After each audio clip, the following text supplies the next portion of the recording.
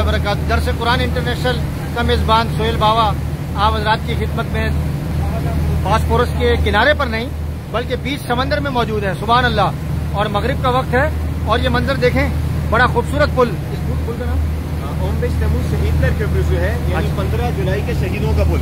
अच्छा, इसका असल नाम 15 जुलाई के शहीदों का पुल है। और इसी वजह से इस पुल के जो 2 मीनार हैं आपको नजर आ रहे हैं, ये लाल रंग में इसी वजह से होते हैं कि ये शहीदों के खून का रंग है।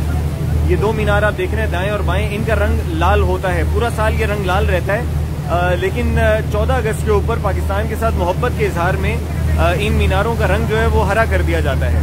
बिल्कुल ऐसे जैसे अंकारा के अंदर जो है वो आपको ये तस्वीरें आपको देखने को मिली होंगी कि अंकारा का सबसे ऊंचा टावर जो है वो उसके ऊपर पाकिस्तान का झंडा बनाया जाता है और पाकिस्तान जिंदाबाद, और तुर्की जबान के अंदर पाकिस्तान जिंदाबाद का जो तर्जुमा बनता है यशासन पाकिस्तान, वो उसके ऊपर लिखा जाता है। इसी तरह से इस पुल के भी जो है वो रंग अक्सर जो है वो हरा कर दिया जाता है 14 अगस्त के ऊपर।